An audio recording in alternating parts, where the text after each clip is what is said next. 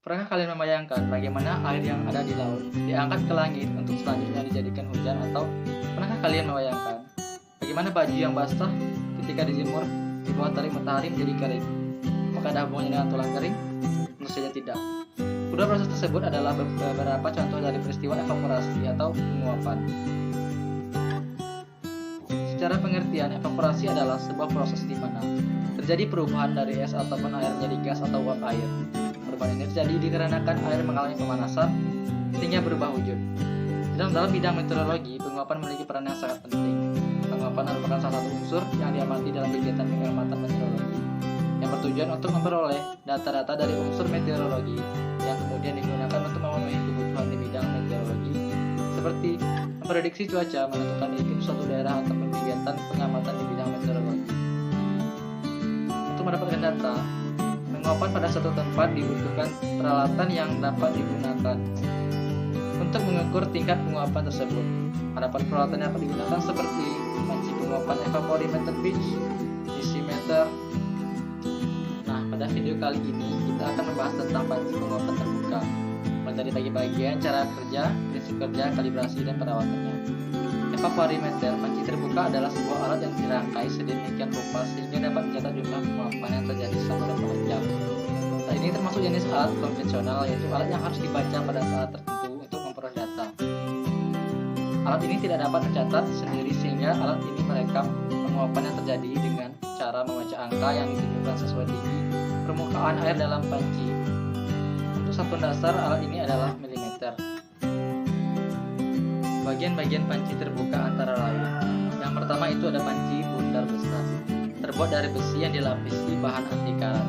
Panci ini mempunyai garis tengah 122 cm dan tingginya 25,4 cm.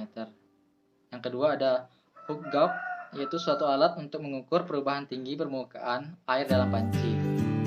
Hook gauge mempunyai bermacam-macam bentuk sehingga cara pembacaannya berlainan. Untuk jenis kasela terdiri dari sebuah batang yang berskala dan sebuah sekrup yang berada pada batang tersebut. Digunakan untuk mengatur letak ujung jarum pada permukaan air dalam panci. Sekrup ini berfungsi sebagai mikrometer yang dibagi menjadi 50 bagian. Satu putaran penuh dari mikrometer mencatat perubahan ujung jarum setinggi 1 mm. Hook buatan Prancis mempunyai mikrometer yang dibagi menjadi 20 bagian. Dalam satu bagian menyatakan perubahan tinggi jarum 0,1 mm. Berarti untuk satu putaran penuh, perubahan tinggi jarum sebanyak 2 mm.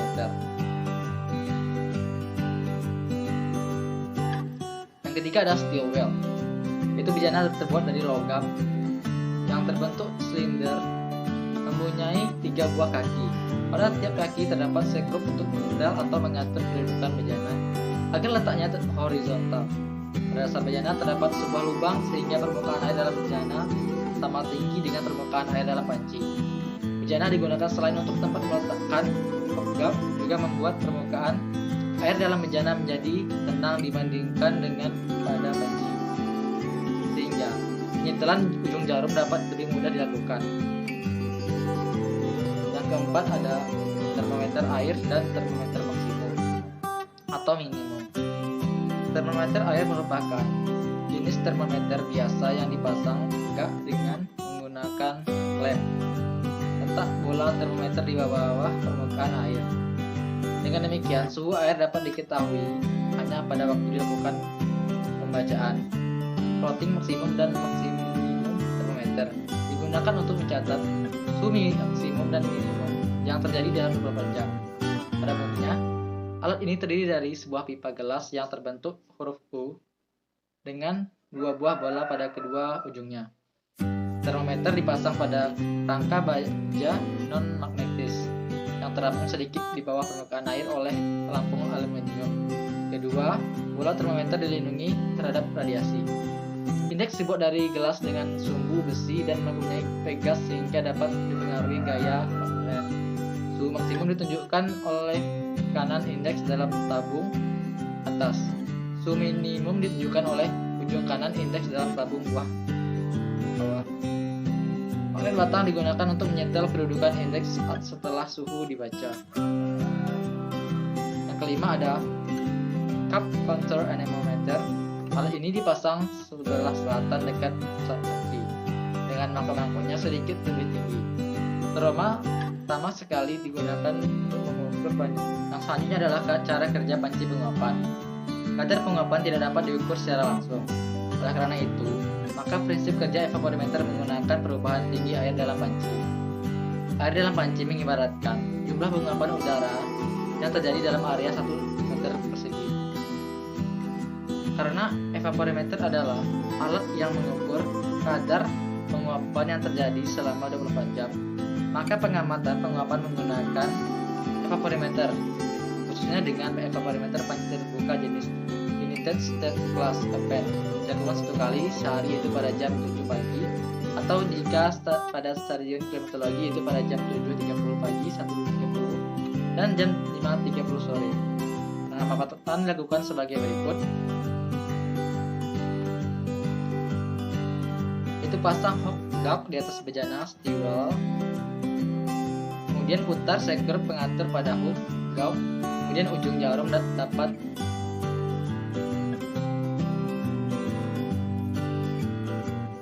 putar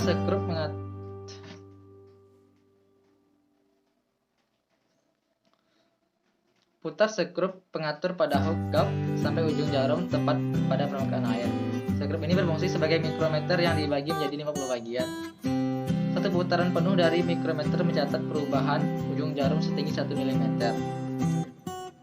Angkat hook gauge dan baca serta catat angka yang ditunjukkan skala atau mikrometer. Kemudian, ketinggian permukaan air di dalam panci diukur pada awal periode waktu pengamatan dan akhir periode waktu tersebut. Selisihnya setelah dikoreksi dengan banyaknya curah hujan yang jatuh selama periode waktu pengamatan adalah besarnya penguapan. Esok harinya lakukan pengamatan seperti di atas, dan keduanya itu dapat menentukan jumlah penguapan yang terjadi dalam 24 jam. Jika air dalam panci hampir habis, maka isi kembali hingga air mencapai tanda atau skala yang telah ditentukan. Begitupun sebaliknya dengan mengurasnya. Jika air menguap, hasil pengamatan dicatat di buku observasi lalu disalin di backup di NOP dan dilaporkan dalam AGM IB dan dilaporkan data penguapan. Selanjutnya adalah instalasi perawatan dan kalibrasi. Evaporimeter panci terbuka jenis United States Open biasa diletakkan di tempat yang datar, bebas dari pepohonan dan bangunan tinggi. Jika terdapat penghalang, jaraknya harus lebih besar 4 kali dari tinggi penghalang tadi di atas panci penguapan.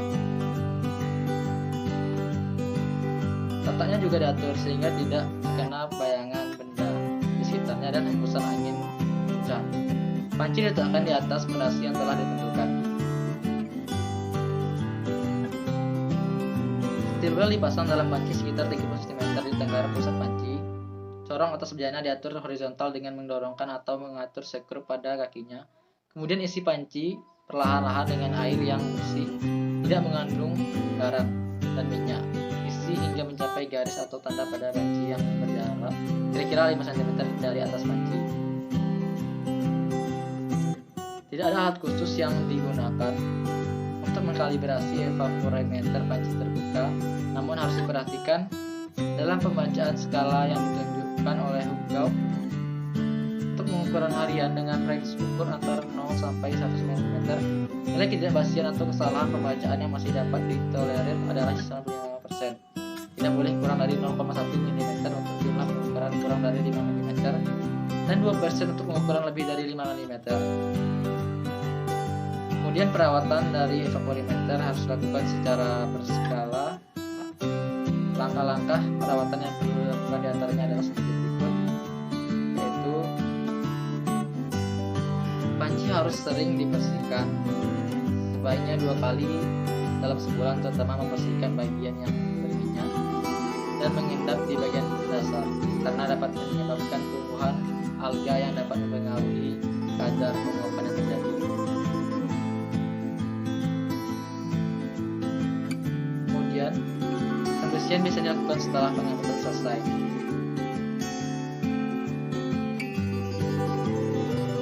Panci harus sering diperiksa minimal sebulan sekali, terutama pada bagian sambungan untuk mengetahui adanya kebocoran atau tidak. Kemudian untuk steel well harus sering dibersihkan dan semua endapan dikeluarkan, terutama pada bagian lubang bagian dasar. Gong juga harus dijaga kebersihannya agar angka-angka dan skalanya dapat dibaca dengan jelas, terutama agar tidak terjadi kesalahan pengerjaan pada saat pengamatan. 4. Air dan mineral dari dalam tanah sebagai zat makanannya. Proses masuknya air ini terjadi karena adanya daya hisap akar, tekanan akar, dan transpirasi. Pada tumbuhan berbulu, air akan dialirkan dari akar daun melalui satu organ, yaitu bagian sistem. Baiklah, berikut alat-alat dan bahan yang diperlukan dalam mengukur laju transpirasi. Yang pertama adalah matometer. Yang kedua ada timbangan, yang ketiga ada penggaris, kemudian ada ember, pisau atau silet, gunting, samping tumbuhan tanpa bunga dan katipula. Kemudian ada ausin, dan yang sebelah ada stoppan dan air. Kemudian hidrometer. Berikutnya adalah cara kerja matometer tersebut adalah pertama adalah beri satu tumbuhan yang mukanya dapat masuk ke dalam pipa karet matometer, kemudian potong dan segera masukkan ke dalam ember yang berisi air agar pada bekas potongan batang tidak terdapat gelombang udara. Kemudian buka tumbuhan matometer dan isi dengan air sehingga penuh. Kemudian potong pangkal tumbuhan 5-10 cm dalam air, usahakan daun tidak basah.